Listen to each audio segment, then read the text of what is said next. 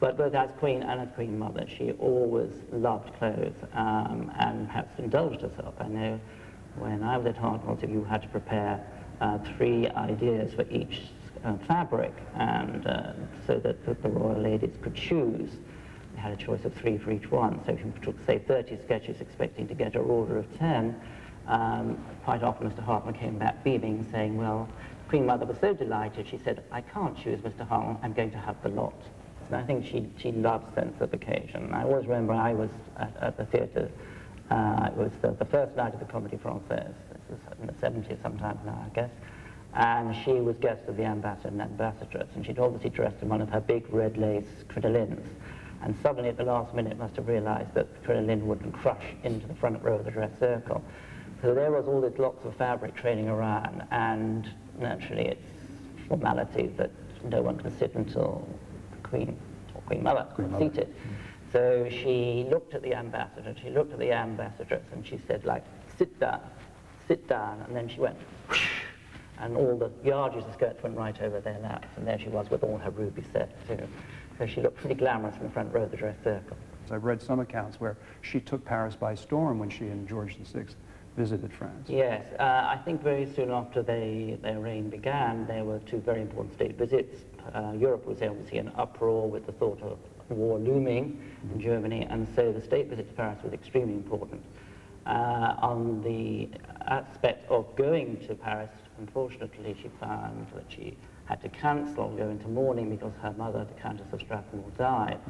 Normally that would have been postponed indefinitely, or at least for some considerable time, but because of the importance of the visit at that political moment in history, it had to go ahead. So 3 weeks later, she went to Paris. Now, she would have had to have worn black, so she discussed this with Mr. Hartnell, and Mr. Hartnell foraged away, looked at different aspects in other royal families, and said that in Spain, a queen could wear white in mourning. And so, as it was a summer visit anyway, a summer state visit, he worked night and day with his staff for 3 weeks to produce or reproduce that whole collection in white. And so she arrived in Paris, extremely hot summer, and looked quite scintillating in all her white frocks, and that took Paris by storm. When would you say she was at her most glamorous? Oh, I think in the evening. She always enjoyed life and glamour and parties, and I think in the evening she could have full rein for her concepts of beauty and romance. And very soon after she became queen, Mr. Hart was visiting the palace with some sketches one day, and he walked in on them both, and he said to the relatively young Mr. Hart, well, come along with me, I want to show you some clothes that were very beautiful. And he took him down to the picture gallery where there were some wonderful pictures by Winterhalter of the mid-Victorian period, which depicts the crinoline, which of course was famous in Queen Victoria's reign. And Mr. Hartnell took the hint and devised wonderful crinoline dresses, which were not only very full-skirted, which gave great presence when the Queen arrived at an event, but of course with his concept of embroideries, these wonderful dresses sparkled, and with the tiara, I think the Queen came into her own in evening wear. She looked extremely glamorous, a true queen. As the young Duchess of York, she probably brought a breath of fresh air into fashion from the point of view that ladies of the court, for instance, Queen Mary never shortened her skirts all her life, although skirts had become very short by 26. But the young Duchess was very much a lady of her age and the Charleston period and bright young things.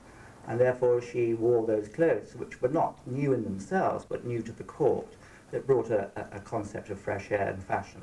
As happens in life, if a lady has a certain style and is looked up to, when the young daughter is reaching the threshold of maturity, quite often the mother is extremely helpful in choosing the clothes for the daughter, almost perhaps too helpful, because obviously there is a feeling she doesn't want to be outshone by her daughter.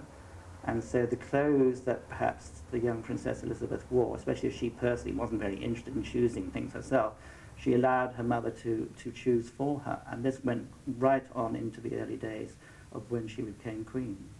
What was the look she had in mind then? It was a very tempered look. It was not at all fussy, very simple, tailored, one which obviously was not the style that the Queen Mother herself favoured, who was into a much more decorative and flamboyant style.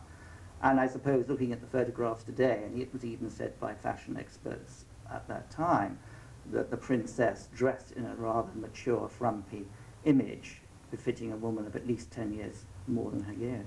If you look at the photograph that you see of her, it's a very boring little tweed suit with a velvet collar that she wears when she and Philip are photographed by the public at the official engagement. Certainly not a royal princess. I suppose it was in keeping with the times. Maybe one could say that, you know, the war had only just finished. And don't forget, the princess had been hidden away really all through the war, and after the war she only really had made her debut on that visit to South Africa when she made her 21st speech, where she dedicated her life to the people. But when she came home, she was quite kept under wraps almost, one would say, and suddenly there was this engagement, and followed very quickly by the actual wedding. Now, after the Queen was married to Prince Philip, of course, she really was married to a naval officer, and she took on the role, not as a royal princess, but as the naval officer's wife.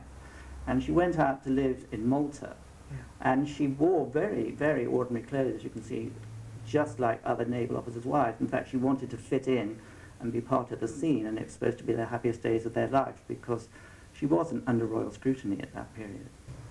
There's no feeling as though this princess is being groomed to be a queen. Is that a mistake?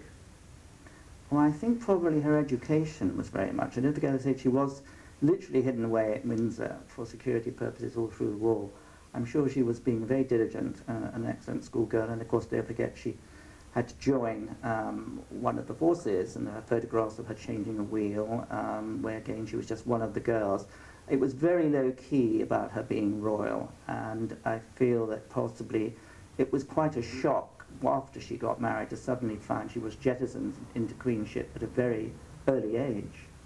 In the same way that when her mum became queen, she goes to the experts for advice, do we get experts and advisors coming in at this stage then? Yes, we do. The expert being her own mother. The Queen Mother took her to her own designer, Sir Norman Hartnell, and to her same milliner, Arthur Tarrant, and went along quite often, and when sketches were sent to the palace was present and advised and recommended what her daughter should wear.